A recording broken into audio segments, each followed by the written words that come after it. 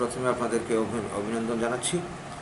তার প্রধান কারণ হলো আপনারা সবাই জানেন যে গত 25শে জুন এডিসি অধিবেশনে গ্রেটার তিপ্রালিন বিল পাশ হয়ে গেল। সেখানে উপস্থিত ছিল বিরোধী দলের বিজেপি নির্বাচিত সদস্যরা।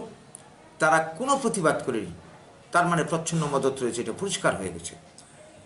তো আমরা সবাই জানি যে এই গ্রেটার তিপ্রালিন বিল আগামী দিনে আইনে রূপান্তরিত হলে এটা ত্রিপুরার বাঙালিদের তো চরম সর্বনাশ করবে সমস্ত দিক থেকে। ভূমির অধিকার, ব্যবসা বাণিজ্যের অধিকার, চাকরির অধিকার এমনিতেই এডিসিতে নেই। গ্রেটার তিপ্রালিন হলে আরও যত সাংবিধানিক অধিকার আছে সব শেষ হবে। নাগাল্যান্ডের ধাঁচে আমাদের যেটা ধারণা আশঙ্কা, এরা সর্বময় কর্তৃত্ব ওদের হাতে নিয়ে নেবে। তো এই অবস্থায় আমাদের ভবিষ্যৎ বাঙালিদের অন্ধকার। আমরা এই নিয়ে আন্দোলন করে যাচ্ছি, আমরা আন্দোলন করে যাব। আমরা এই নিয়ে আমরা বাঙালি বাদে আর অন্য কোনো দলের কিন্তু কোনো প্রতিক্রিয়ার দিন আমরা কোনো লক্ষ্য করিনি। গত মঙ্গলবার দিন দেখা গেল যে ত্রিপুরার প্রধান বিরোধী দল সিপিআইএম এর সাধারণ সম্পাদক একটা বক্তব্য রেখেছেন। তিনি বলেছেন যে যেটা আমরা এখন লক্ষ্য করছি যে এডিসি হওয়ার আগে বা এডিসি ষষ্ঠ তফসিল যাতে ত্রিপুরাতে লাগু হতে পারে, তার জন্যে ত্রিপুরাতে 80 জুনে গণহত্যা ঘটানো হয়েছিল।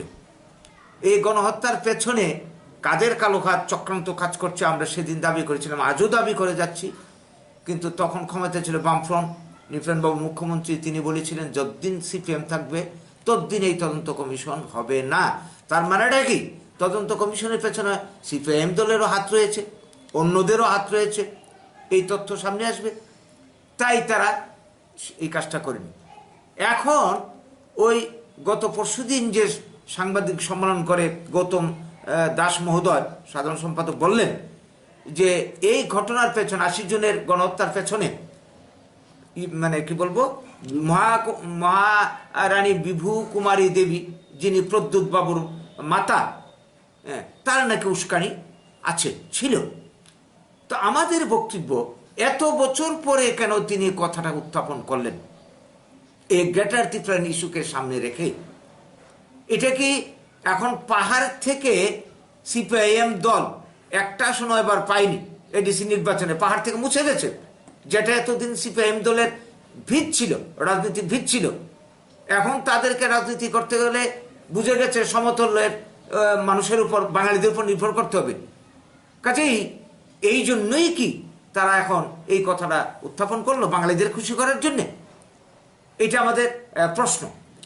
তো এটা গেলে একটা দিক।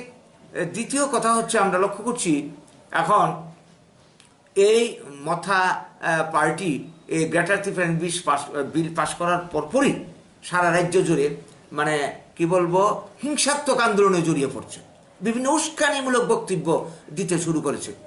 যেটা আমরা লক্ষ্য করেছিলাম 80 জনের গণহত্যার আগেও যে ঘটনাটা ঘটেছিল, গতকালকেও খুমলুঙে এ ধরনের একটা জনসভা গেছে।